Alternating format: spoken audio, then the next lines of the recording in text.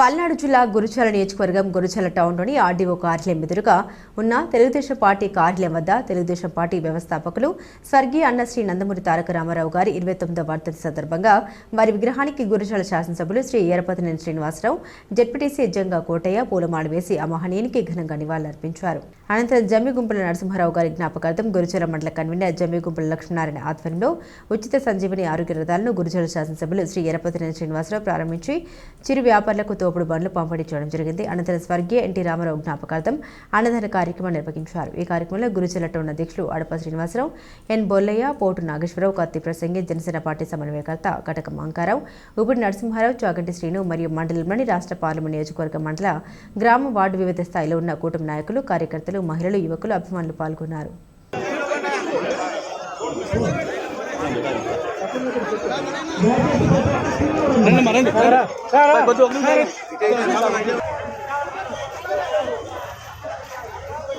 Pending bills కూడా వేల కోట్ల రూపాయలు ఇస్తారు ముఖ్యమంత్రి గారు.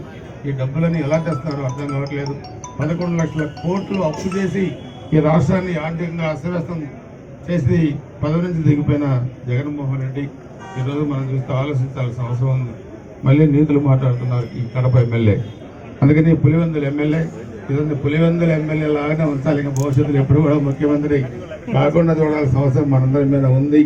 అరాజక ప్రభుత్వాన్ని ఇంటికి పంపేయటమే కాకుండా అభివృద్ధి పథకాలను కూడా ముందుకి తీసుకెళ్ళాలి.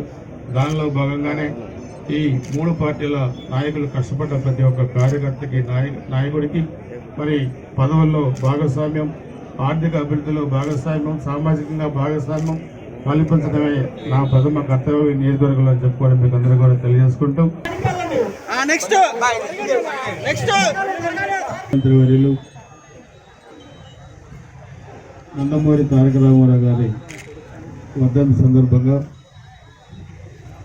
మన గురుజాల నియోజకవర్గంలో అన్ని గ్రామాల్లో, పట్టణాల్లో పెద్ద ఎత్తున ఆ మహనీయునికి నివాళులు అర్పించే కార్యక్రమాన్ని చాలా పెద్ద ఎత్తున కూడా చేశారు. తెలుగుదేశం పార్టీ ఆవిర్భావం ఒక చారిత్రాత్మక ఘట్టం. మరో సినిమా రంగంలో ఉన్న అన్నగారు రారాజులాగా వెలిగే వ్యక్తి ఆంధ్రప్రదేశ్ రాజకీయాల్లో ఆ రోజు ఉన్న పరిస్థితులను చూసి రాజకీయాల్లో డబ్బులున్న వాళ్ళే పదవులు వస్తూ ఉన్నాయి, డబ్బులున్న వాళ్ళకి విలువ ఉంటుంది.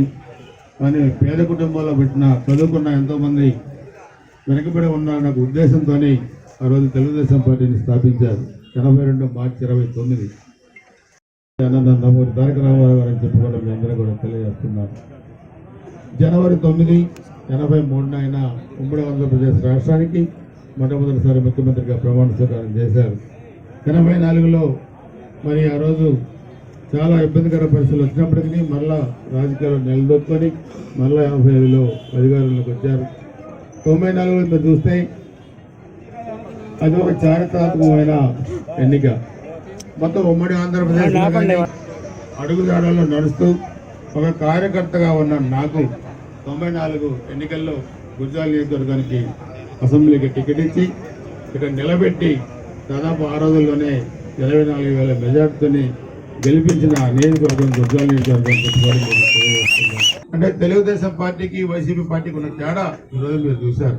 మండల పార్టీ అధ్యక్షులు సోదరులు లక్ష్మణ గారి ఆధ్వర్యంలో ఈరోజు ఆరోగ్య రథాలు, అదేవిధంగా చిరు వ్యాపారులు మరి ఉపయోగపడే తోపుడు బండ్లు అవన్నీ కూడా ఉచితంగా ఈరోజు పెట్టారంటే అది సామాన్య ప్రజల పట్ల తెలుగుదేశం పార్టీ కూడా చిత్తశుద్ధి చెప్పుకోవడం మీకు తెలియజేస్తున్నారు. నందమూరి తారక రామారావు గారి 29వ వర్ధంతిని పురస్కరించుకొని మరి ఇక్కడ ఈ కార్యక్రమాన్ని ఏర్పాటు చేసిన తెలుగుదేశం పార్టీ నాయకులకి, కార్యకర్తలకి అందరికీ ముందుగా ఆ హృదయపూర్వక ధన్యవాదాలు.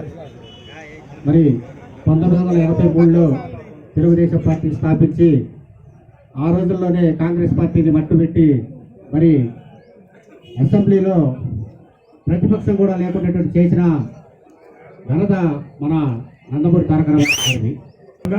గురుజాలపట్నంలోనే తెలుగుదేశం పార్టీ ఆఫీస్ నందు ఆ మహనీయునికి ఘన నివాళులు అర్పించడం జరిగింది. ఈ కార్యక్రమానికి ముఖ్య అతిథిగా గౌరవ శాసనసభ్యులు శ్రీ ఎర్రపతినేని శ్రీనివాసరావు గారు హాజరవడం నిజంగా ఆనందదాయకంగా ఉంది.